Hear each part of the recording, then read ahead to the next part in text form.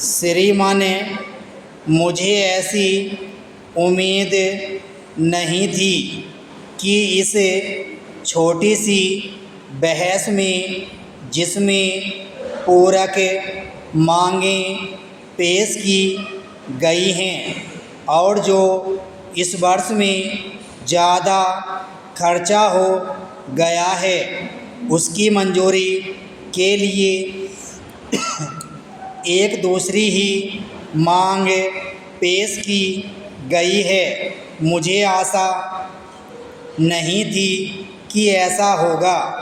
2 बजे से यह बहस शुरू हुई है और अब 6 बज रहे हैं।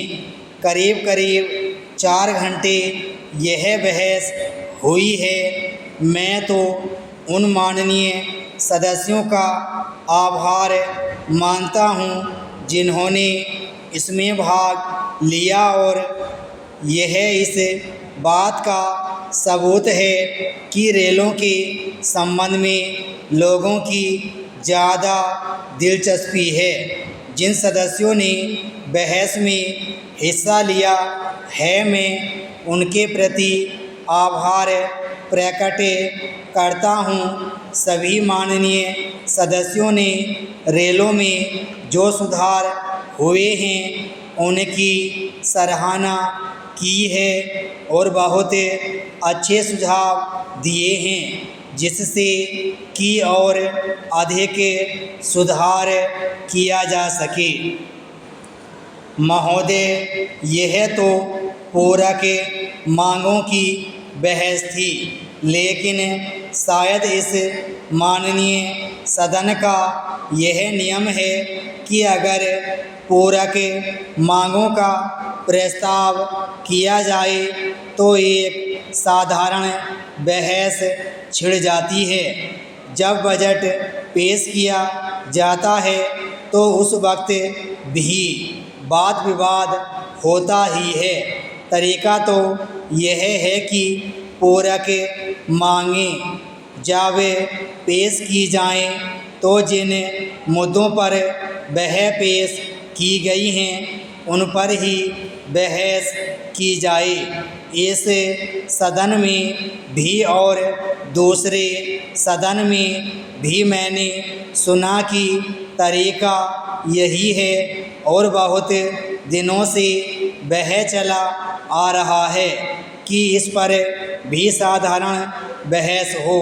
मान्यवर, साधारण बहस इस पर हो गई। आपने स्वयं इसमें हिस्सा लिया।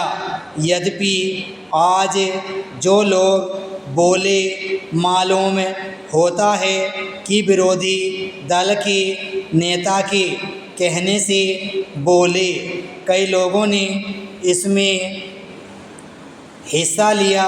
मैं उन सबको धन्यवाद देता हूँ, लेकिन मेरी दिक्कत यह है कि यहाँ पर इतनी बातें कही गई हैं कि सब बातों का उत्तर देना संभव नहीं है।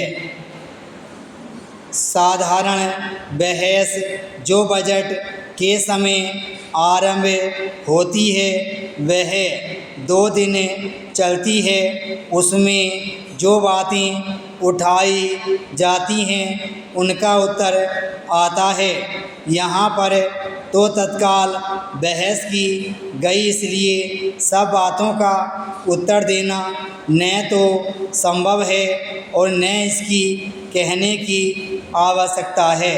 बहुत सी बातों के बारे में तो साधारण बजट पर बहस का उत्तर देते समय सदन में विस्तार से प्रकाश डाला जा चुका है।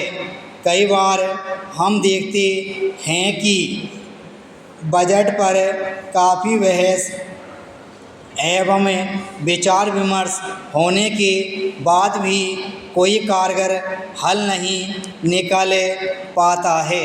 विराम स्टॉप।